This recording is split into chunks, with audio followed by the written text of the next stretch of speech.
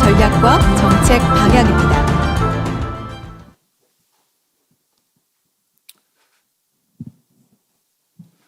안녕하세요. 저는 정보통신정책연구원장 배경렬입니다. 5개월 남짓하게 정보통신정책연구원을 맡고 느낀 점과 제가 PPT를 사용하지 않습니다. 그 이유는 PPT에 몰입하지 마시고 저한테 몰입해 주십사 하는 뜻에서도 그렇고요. 제가 한 30-40년 동안 강의를 주로 했는데 PPT 보고 강의한 적이 한 번도 없습니다. 제가 생각나는 대로 준비한 대로 강의를 하는 편이라 궁금하신 점이 있으면은 나중에 조용히 불러서 그거 잘 모르겠는데 다시 한번 설명해 줘 하는 게 굉장히 저한테는 친근감이 있습니다. 많은 분들이 AI에 대해서 얘기를 하셨고 또 앞으로 AI에 대해서 어떤 발전 방향이 있을까에 대해서 말씀을 해 주셨습니다. 저 역시도 이제 AI에 대해서 말씀을 드리겠는데요. 첫째로 제가 말씀드리고 싶은 거는 아까 우리 임종인 특보께서도 말씀을 하셨고 우리 이경정 교수랑 같이 갔던 CES에 대해서 먼저 말씀을 드리고 시간이 남는다면은 데피니션 몇 개 말씀드리고 끝내고자 합니다. 첫째, CES가 뭐 대단한 줄 알고 한 10년 전에 가보고 다시 요새 가봤더니 그렇게 많이 바뀌지는 않았어요. 저는 전산학자고 전산을 주로 가르쳤던 사람입니다. 근데 많은 사람들이 제가 지금 연구하고 있는 연구원도 전산학보다는 경제학에서 보는 전산과 IT 전략을 주로 짜는 데인데요. 저는 조금 다른 생각을 하고 보고 다른 각도에서 저는 보고 있습니다. 올해 CES를 놓고 보면은 5가지 주제, 정확하게 얘기하면 4가지 주제가 한 서클 안에 올라가 있는 건데 그 베이스는 생활의 안전이라는 거였습니다.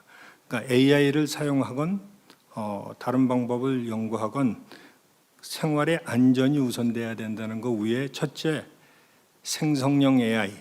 생성형 AI라고 하면은 뭐냐 하면 많은 사람들이 생성형 하는데 AI와 자동화가 틀린 게 스스로 발전하고 스스로 바꿔나가면서 전략을 세울 수 있는 그게 AI고 그렇지 않고 그냥 반복적으로 자동화되어 있는 건 자동화라고 얘기하는 겁니다. 그래서 AI는 스스로 발전할 수 있고 스스로 자기가 꾸려나갈 수 있는 능력이 있느냐 없느냐에 따라서 자동화와 AI로 나눌 수 있다고 생각이 되고요. 첫째 토픽이 생성형 AI였습니다. 네, 두 번째 토픽이 모빌리티. 그러니까 AI를 통해서 모빌리티 자동차에 어떻게 적용하겠는가. 그 중에서 우리가 흔히 잘 아는 자동차는 1단계부터 5단계까지 있는데 3단계를 넘지 못하는 여러 가지 이유 중에 하나가 주체가 바뀌기 때문에 그렇습니다. 주체는 2.99까지는 사람이 운전하는 것을 기계가 도와주는 형태입니다. 3.0부터는 기계가 운전하는 것을 사람이 도와주는 시대로 바뀌는 겁니다. 그래서 그렇게 되면 첫째, 법률도 바뀌어야 되고 보험도 바뀌어야 되고 여러 가지 것들이 굉장히 복잡하게 많이 바뀌기 때문에 누가 함부로 섣불리 3.0 개발했습니다라고 얘기를 못 합니다. 이제 법률도 준비가 안 돼 있고 보험도 준비가 안 돼 있는 겁니다. 그래서 미국도 마찬가지고 테슬라가 아무리 자율주행 5단계를 발전시켰다고 할지라도 저 5단계입니다, 3단계입니다 얘기 못하는 이유가 거기에 있습니다. 그래서 이번에 가서 본 게 이제 모빌리티에 대한 거를 봤고요. 세 번째로 본 게 그들이 주장하는 세 번째가 food technology. 그러니까 음식에 대한 AI를 어떻게 적용하겠는가에 대한 문제였습니다. 그러니까 냉장고 안에 음식 재료가 있을 때 그 음식 재료를 어떻게 버무려서 몇 도의 오븐으로 몇 분간 쿠킹을 하겠는가, 그거를 삼성전자에서 적나라하게 잘 보여줬고 그 푸드 테크놀로지가 한 축을 차지하고 있었습니다. 네 번째 축이 뭐였었느냐 하면 헬스케어였습니다. 헬스케어는 뭐 여러분들이 잘 아시다시피 푸드케어하고도 맞물려 있는 것인데 그 중에 여러 가지 것들을 생각할 수 있지만 우리가 음식에서 결핍되어 있는 여러 가지 영양소를 푸드 테크놀로지와 헬스케어가 같이 합쳐져서 비타민 C가 모자라면 비타민 C에 대한 제조를 할 것인지 음식으로 섭취를 하게 할 것인지를 AI랑 의논해서 거기서 자료를 만들어서 섭취하게 하는 그런 테크놀로지로 발전시켰습니다. 그러면 제가 말씀드린 대로 생성형 AI를 통해서 모빌리티, 푸드 테크놀로지, 헬스케어 그게 무엇을 중심으로 되어 있었느냐 하면은 생활의 안전 위에 올라가 있었습니다. 그래서 5개 토픽을 보고 왔는데 이번에 13만 명 정도가 방문을 했다고 제가 듣고 있습니다. 그중에 기업은 한 4,400개인데 그중에 1,192개가 미국 업체고 1,140개가 중국의 업체고 한국의 업체가 한 800개라고 하는데 정확하게 따져보니까 한 770개 된다라고 얘기를 합니다.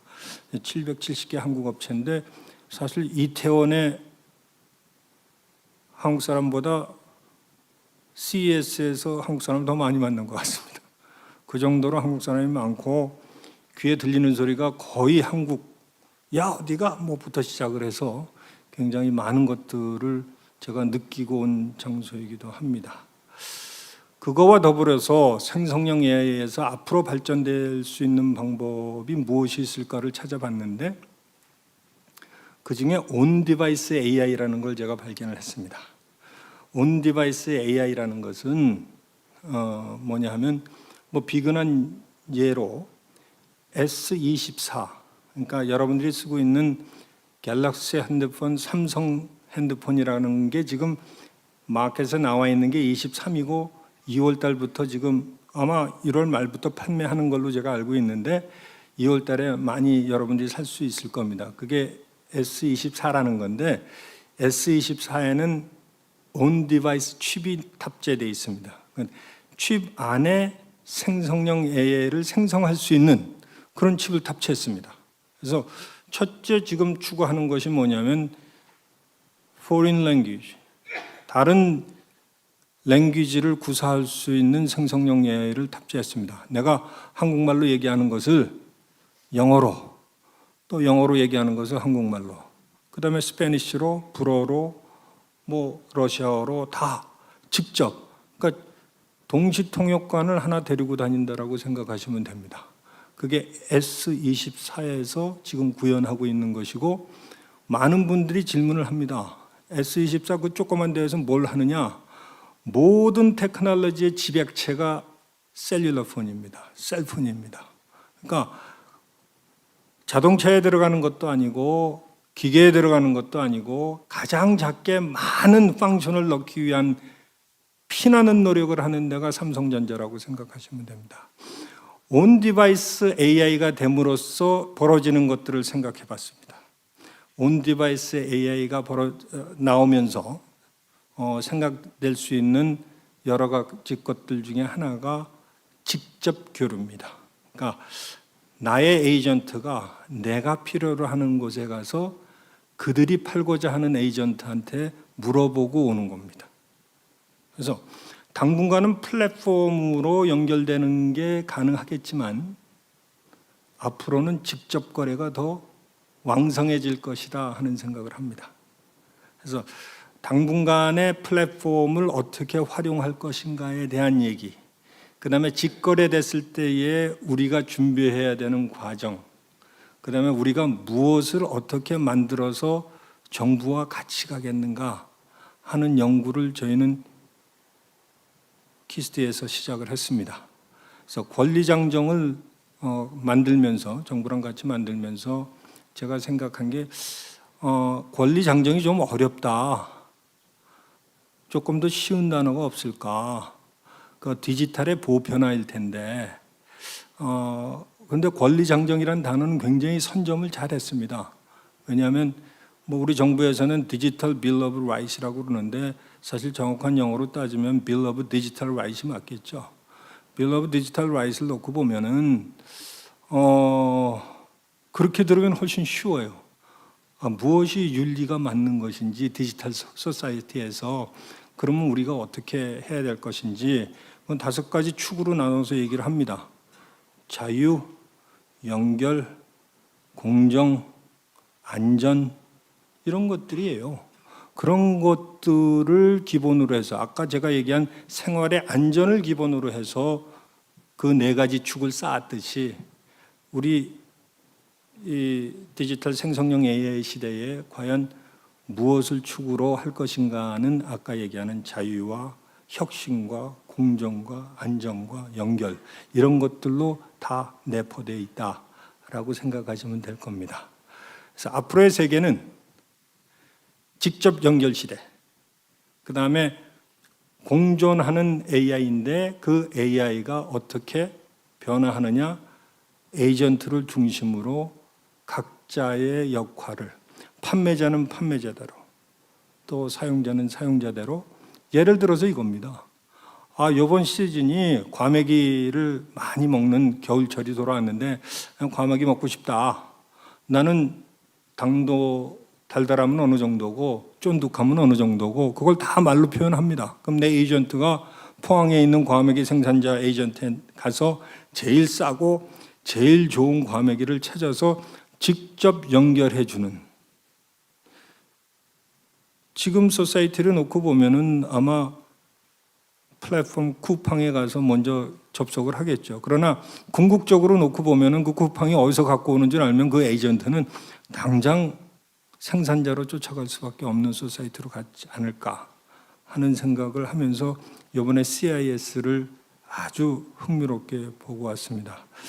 하루에 한 2만 보 이상, 2만 5천 보까지 매일 나흘 동안 다니니까 우리 임정인 특보님 같은 경우에 나 2만 보 걸었어 그러는데 저는 몇 시간 더 걸은 것 같아요. 그래서 한 2만 5천 보씩 나흘간을 걸고 나니까 힘도 나고 굉장히 우리 거기에 그 정보통신부에 강 실장님도 제가 거기서 잠깐 뵀는데 굉장히 흥미롭게 많은 것들을 보시고 저는 그 투명 그 플랫폼 투명 스크린이 중요한 게 아니라 사실 AI 시대에 벌어질 넥스트 마켓이 어디에 있는가를 주로 보고 왔고 그게 생성형 AI 중에서는 에이전트로 갈 가능성이 크고 그 에이전트가 되는 시대를 지금 준비하고 키스트에서 그거에 대한 전략과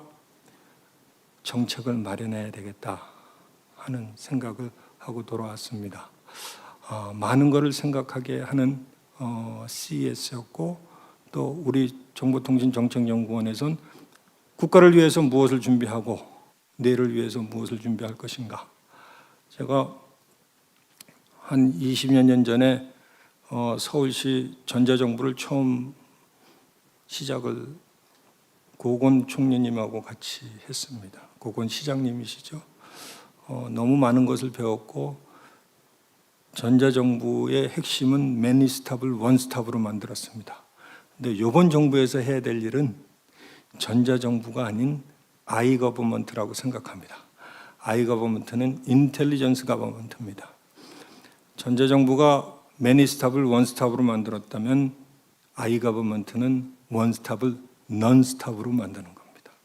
그래서 넌스탑이 될 수 있는 AI를 활용한 정부가 앞으로는 활발히 진행되고 여러분들의 삶에 도움이 되고 윤택함을 주었으면 하는 생각입니다. 제로가 떠서 여기서 마치도록 하겠습니다.